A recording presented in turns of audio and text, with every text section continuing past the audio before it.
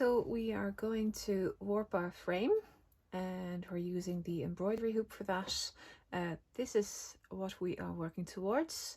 We have about 40 of these spikes, 20 loops, 40 in total, with about 2 centimeters between each of them. So put that aside. This is the embroidery frame, and we'll remove the outer band that we will place back once we have warped this frame. Then we're going to start with making a little knot here at the top. I am making a slip knot. You can make a normal double knot if you like as well.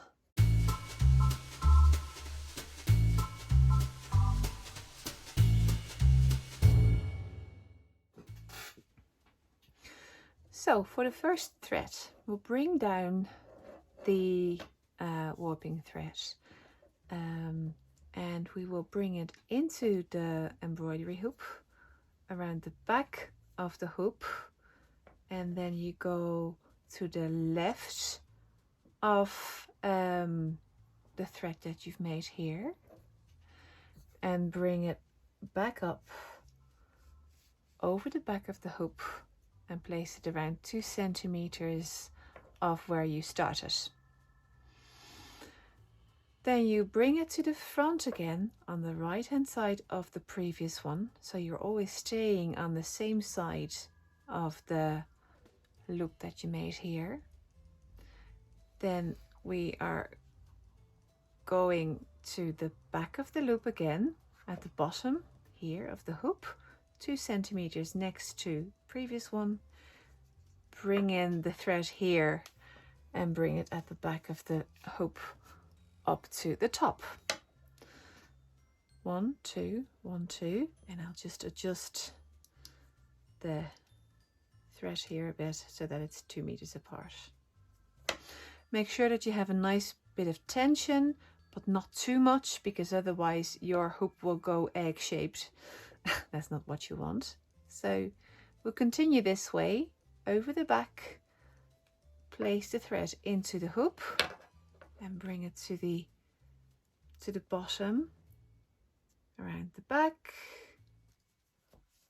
place it in and around the back and up again. Adjust your thread here if you like. You can also do that at the end, but I like to keep it as even as possible. So I'll continue doing this, and it's basically making 8 shapes. So you're continually doing this around your frame, and by doing this you'll create a nice even spiked wheel, if you like. So we'll continue on until we have filled the hoop, the embroidery hoop, and I will come back to you when we're nearly there, and I'll show you how we bring the middle part together like this and tie the threads together and finish off. So we have, I've just counted, and I have 39 threads made, and I'm here at the back. So I'm bringing this one down so that I can make number 40. And instead of going up again, I will bring this up and bring the thread through the spikes in 2 locations, so I can kind of bring the middle together like this. And when I've done that, you only need 1 or 2 weaving movements in doing so. You bring it to the warping thread that is the single one, that's this one here, the one where you started, and that is where you are going to connect this and tie this up so that you have a nice even wheel.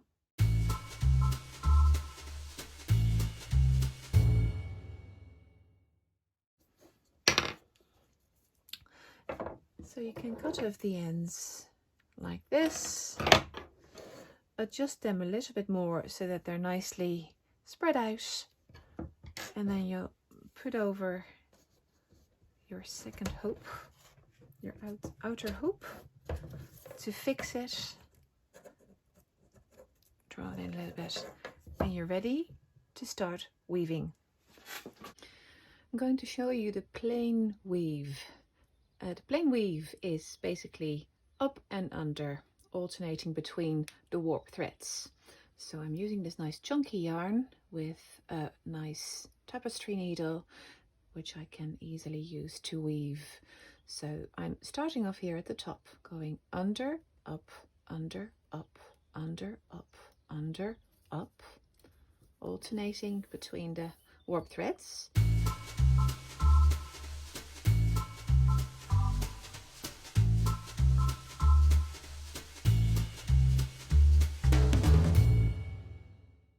And then I'm going to turn around. First I'll check if I haven't skipped any or haven't woven two in one go, but that looks all fine. So I'm going back because I ended my last weaving stitch, my last one here under the warp thread. I'm going over.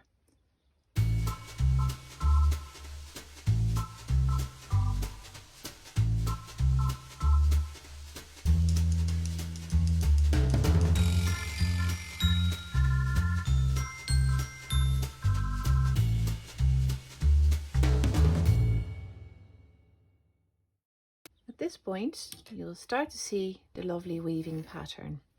And because I haven't pulled my wool too tight, when I move the 3 threads a bit closer together, you'll see that the loom or the warp threads, they'll start to disappear. So this is the plain weave. I'm going to show you the Sumaq weave. The Sumaq weave is also known as a braid, and it looks like this. It's a beautiful curvy wave that you see here, and I'm going to show you how to do that. We're using a thick merino roving wool for that, and because that is quite a thick material, we won't be weaving over one thread, but we will be weaving over more than that. We're starting at the back of the embroidery hoop of your weaving loom, and we are going to pull through the whole length of the wool. And this is the first, and then we are skipping 1, 2 new ones, go over that and under, pull through the whole length of the wool again, and then the working wool, you pull that north or up, and the wool that's staying in place, you make sure that you pull that down a bit. Then we're going to do the second. So this is the one that we've just woven over. 1, 2 more. 1, 2 around the second. And again, we're pulling the wool up and the weaving stitch down. So we get that nice wavy effect.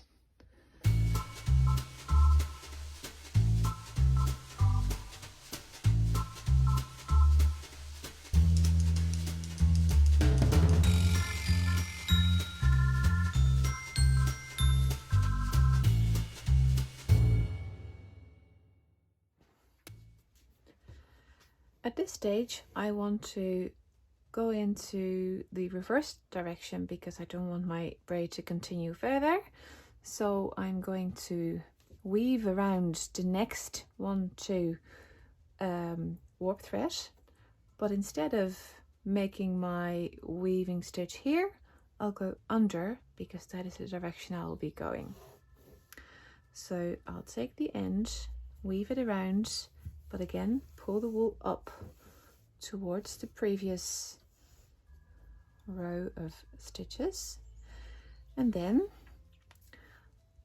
I want to bring the sumac weave together here. This is where my previous row was woven. So what I'll do is 1, 2, I'll go over the second warp thread and again pull the wool up. And in that way I make my first V shape, as you can see. And I'll continue doing that until I'm back at the start.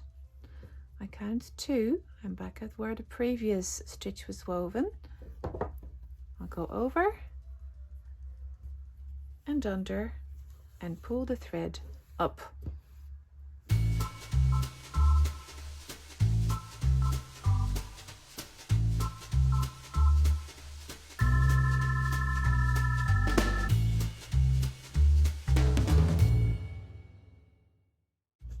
I am now nearly at the start, so what I'll do,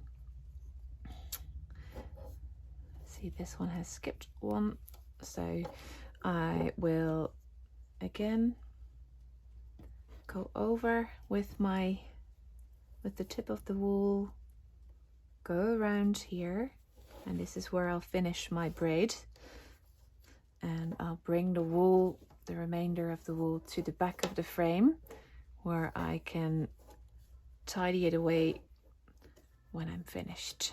So checking the braid, how it's made. I really like this. You can check if it's nicely done by checking the V shapes.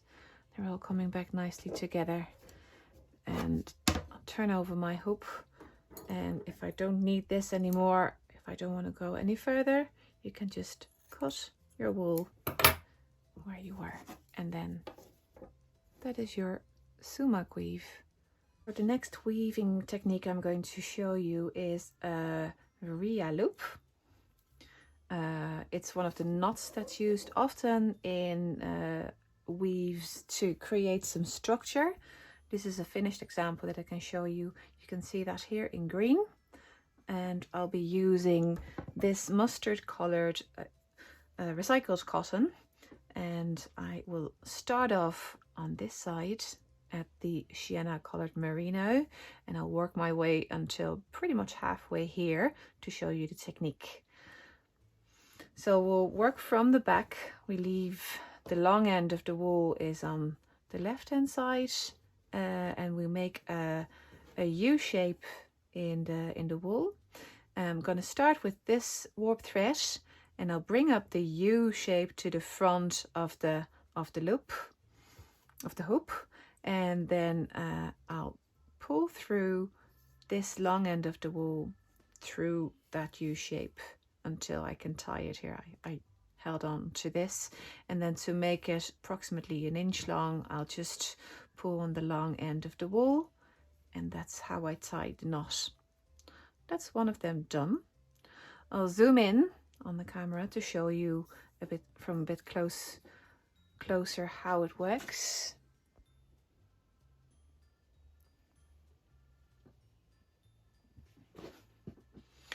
So again, I have my V shape here. This is the second warp thread I want to knot around. I'll bring up the long end of the wool, bring it through the U shape and tie the knot.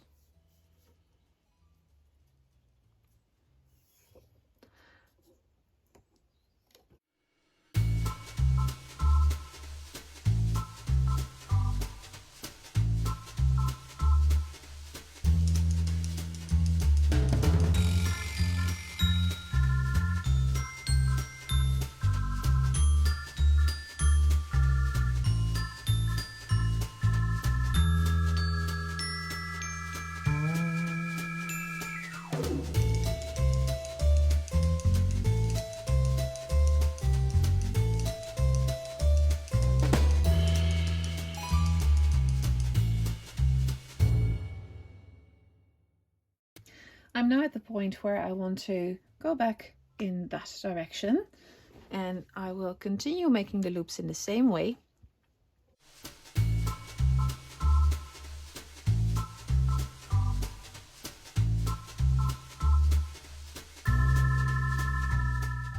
This is it. You have a lovely double row of these Urea loops, and you can continue for as far as you like. If you're finished like this, you simply turn over your embroidery hoop, cut off, and you can work away the ends at the end, or if they're in your way, you can do that now.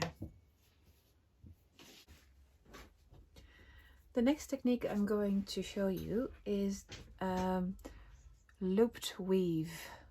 A looped weave is basically a plain weave in which you bring a bit of extra volume.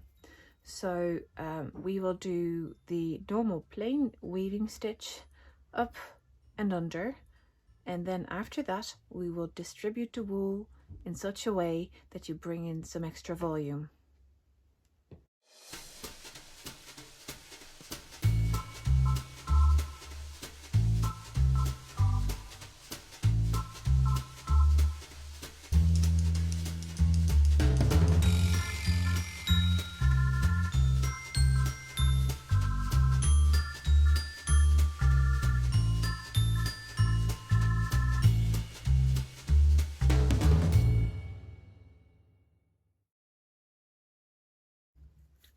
As you can see, this is the plain weave that I've made, but I'd like this to be a bit more wavy, to have a bit more volume in here. So I'll bring back some of the wool into this plain weave and I'll give it some volume.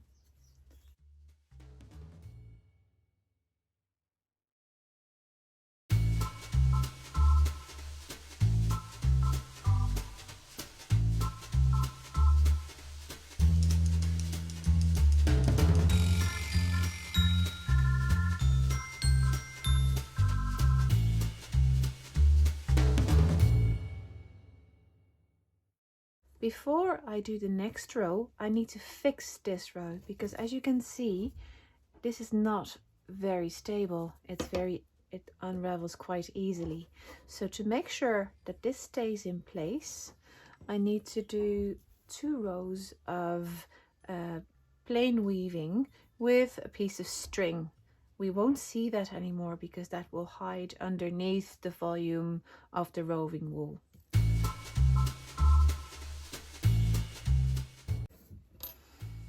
We have now woven 2 rows of plain weave against the previous row of the looped weave, so we can continue with our second row. I have to make sure that I'll alternate from the previous row.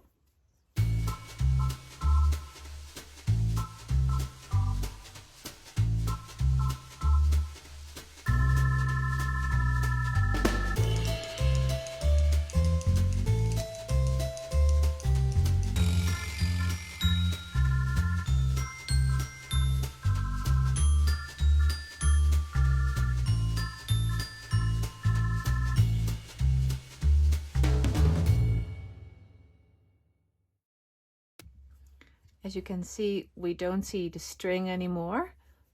It's nicely hidden between the 2 rows, but it fixes the first row. The second row is nicely woven against it. Now, if I want to continue doing the same, I need to make sure that I'll do a plain weave between this one and the next row again. Again, after this weave, when I'm finished, I can simply cut it and we'll be able to tidy that up once we're finished weaving. Same with the cord. I can cut that off, move that to the back for the moment, and continue weaving. Once finished with your work, of course you will need to tidy up at the back. It looks great at the front, but at the back there's quite a few loose hanging bits.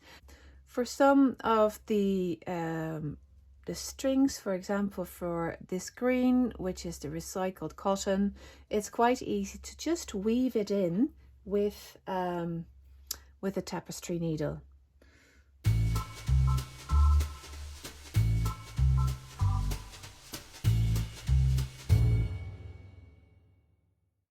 For the roving, I would advise to cut it off, but not too short. Say for about leave an inch. No, leave 3 centimeters at least here at the back, and then with the felting needle that you got in your pack, you can hide it in here and then give it a few stitches. Be careful for your fingers, and that will be fixed.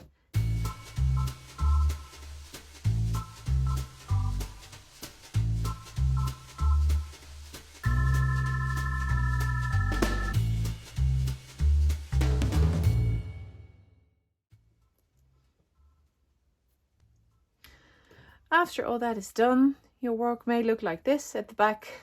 You can turn it over. That is your completed work. Now, what you can do to finish off is get some nice ribbon or a nice piece of string and attach that to the top of the embroidery hoop or your weaving loom, and then you can tie it and hang it up in your favorite spot.